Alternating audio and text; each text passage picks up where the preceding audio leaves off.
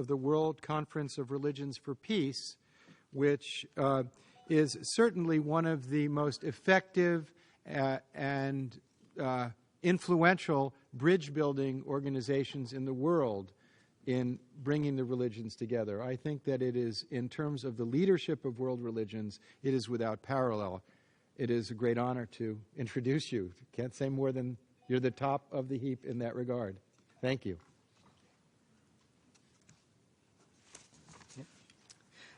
Well, thank you very much for your too kind introduction, and it's a pleasure indeed to be here. My comments are very much focusing on the growing interreligious consensus against of a moral consensus against nuclear weapons themselves. I'd like to offer a kind of pre-comment and then offer just a few comments that I think lead towards a moral rejection of nuclear weapons. The pre-comment is, and I ask for people to use your imaginations, traditions are different, is to suggest that the world's religious traditions tend to prosecute their moral argumentation on two levels. And there are different words for this in each tradition, but nevertheless the two levels are helpful. One level is the normative level, and the other, for lack of a better word, I'll say, is the pastoral level. And Rabbi Noble, we have you here, and I'm going to illustrate just briefly this point with your own tradition, which gave the 10 Commandments, one of which is, thou shalt not kill. What's instructive is that very short moral imperative doesn't say, thou shalt not kill unless it's inconvenient or unless it's a complicated situation. It's a simple, unvarnished, categorical norm, thou shalt not kill. Now, at the same time, that same tradition and many others recognize that reality is complicated, that there are tragic situations where goods conflict, and where, in the limit, the least worst thing to do might be, according to some traditions, in very restricted ways, might be to kill. Very, very sober reflections. But what's really key is that the religious traditions don't ever elevate that conflictual adjustment to the complication of competing goods up to the normative level. If you do kill, it's always wrong.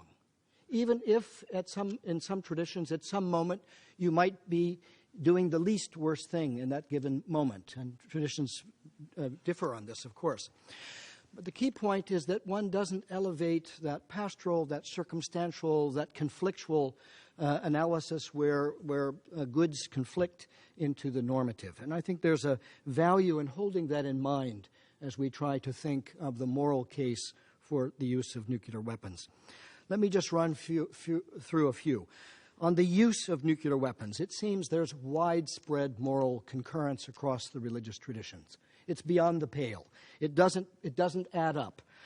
They're intrinsically indiscriminate. There's no way for them to be proportional to the wounds that just war theory might allow some thoughts about, and they violate humanitarian law.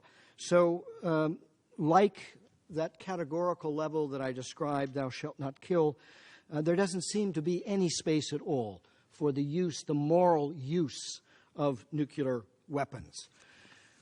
What about deterrence? The question gets stickier in this area. Is it moral to deter a nuclear attack by having weapons capable of inflicting a devastating counterattack? Recall, the pure argument is not even about using these weapons, although that's a bit of an abstraction given the way the actual armaments are triggered and monitored towards each other. But is simply having them, is that a moral act? Several points seem essential. First, to get a clearer understanding of deterrence. Deterrence does not mean threatening other nations with nuclear weapons or imposing one's national will on others by threatening them. The offensive threat of nuclear weapons is, again, I think, largely consensually agreed among the religions, completely immoral. It's not a moral act. But what about, again, pure deterrence. I think this is a key argument for us to try to examine, and it relates back to my pre-comment. Let me acknowledge that there are a diversity of religious views, ranging from a sharp proscription against deterrence to a limited acceptance of it. Let me speak of the latter. Increasingly, religious traditions are recognizing that there can be only a reluctant, limited, and temporary acceptance of deterrence, and only within the horizon of all nuclear states vigorously prosecuting their commitments to eliminate nuclear weapons. This may correspond to what I described as the pastoral level of religious moral discourse. Buddhists might describe it as employing skillful means. We have them, how are we going to get rid of them? The key point, though, again, is that this state of deterrence is not a good in and of itself, and it cannot be made normative. It is objectively morally disordered. Deterrence represents a form of gross moral failure that can be at best tolerated while states resolutely and methodically disarm themselves. Failure to commit to concrete steps to disarm, failure to enter in good faith with other states to disarm, is a profound moral failure. It de facto presents deterrence itself as a norm. And I think this is where it is profoundly, indeed, disordered. Here, I think we have to be honest. The inaction of nuclear states regarding disarmament is tantamount to elevating deterrence to be the de facto norm. And I think that's seriously morally disordered. Along the way, almost all religious moral thinking is advanced. What about maintaining nuclear weapons? Even if we said, well, okay, we're not going to use them for deterrence, we'll just hold on to a few. I think we've already mentioned the moral incoherence of elevating deterrence to the status of a norm, but we also have to look at accidents. Is it moral to renew and maintain weapons of mass destruction when there is a real statistical probability of accidents? Unfortunately, probability and time work together.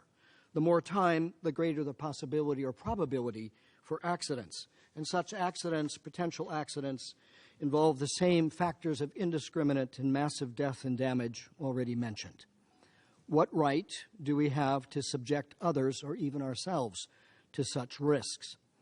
This leads me to my last point on the question of the morality of the possession of these weapons. Both ancient and many modern forms of moral argumentation revolve around the reality of self-contradiction.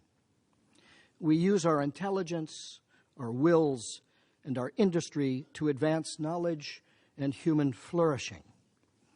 Are we to use our intelligence, wills, and industry against themselves? Is this not a massive self-contradiction in which we subvert ourselves to undercut the conditions of possibility of our own existence? Do we have the right to impose collective suicide? Do we have the right to impose even the slow, cancerous suicide of the contradiction of deterrence that eats away at the conditions of possibility of our humanity? Are we to numb our moral sensibilities, subvert our intelligence, and hijack our industry so that we can accept the abnormal as normal? I believe intellectual and moral coherence demands that we reject this path of self-contradiction.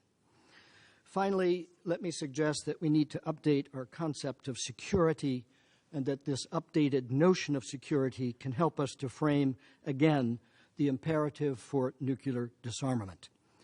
In 2006, Reverend Chung, you were present, 800 religious leaders gathered in Kyoto, Japan for the 8th World Assembly of Religions for Peace. Together, they advanced a notion of shared security. Yes, we need state security because the integrity of borders must be respected, but that's not enough. Yes, we need human security because the well-being of people within borders must be honored, but that too is today not enough. Today we need to advance and implement shared security. Your well-being is mine, and mine is yours. We are no more secure than the most vulnerable among us. This is true in practical terms, for no one is immune to the threat of nuclear weapons, but it's also true in moral terms, because all of our religious and other great moral traditions recognize that we are obliged, indeed we truly live, when we are in relationship with, cooperating with, and caring for each other.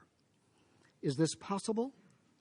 Religions, each in their own way, would give us the strength to say yes. And what is the alternative? Thank you.